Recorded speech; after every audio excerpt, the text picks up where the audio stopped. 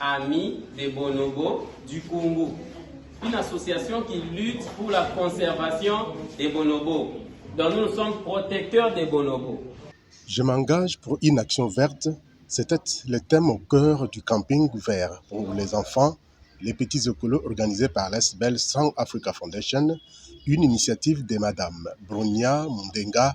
C'était samedi 26 août 2023 à Kimwenza dans la commune de Mongafula.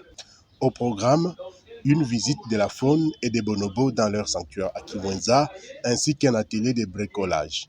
Le tout précédé tout au long du parcours par un encadrement touristique d'un guide de l'Office national du tourisme, des démonstrations et enseignements du corps de sapeurs-pompiers de la ville de Kinshasa et des jeunes sécuristes de la Croix-Rouge de la RDC.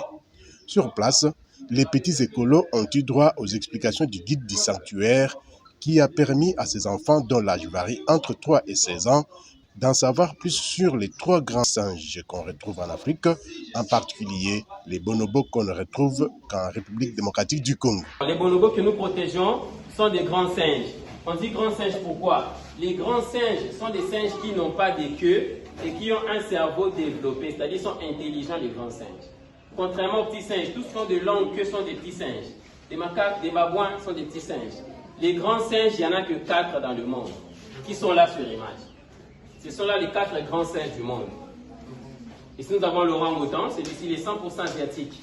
Là, nous avons les gorilles, ici les chimpanzés, et là les bonobos. Les 3 là sont africains. Voilà.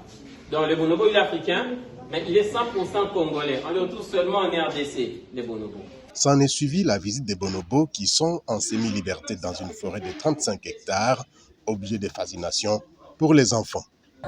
Les bonobos sont des animaux qui vivent près de l'homme.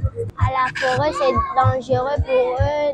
On tue leur maman avant de les attraper.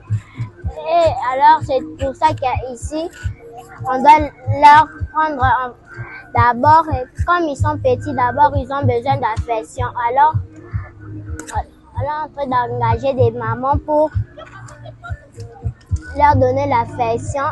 Et quand ils vont grandir, on va les libérer pour les amener à la forêt. Après la visite des bonobos, dont plusieurs sont là après avoir été sauvés du braconnage, les enfants ont assisté à un atelier de bricolage au cours duquel ils ont appris à fabriquer une poubelle à base de bouteilles plastiques. J'ai appris qu'il faut protéger la nature de toutes sortes de personnes qui veulent la détruire.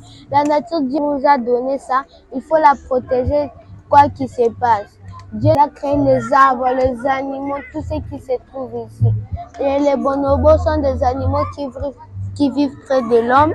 Ils sont seulement en RDC plus précisément. Et les bonobos mangent seulement de fruits, de légumes. Il faut bien savoir ce qu'ils veulent. Rappelons que ce camping vert est le deuxième du genre après celui des Goma organisé au courant de ce même mois d'août 2023.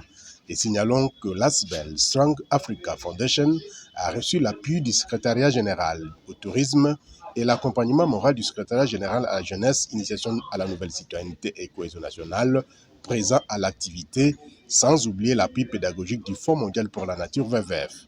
Quant aux enfants, ils étaient accompagnés de leurs parents et de leurs encadreurs pour les orphelins.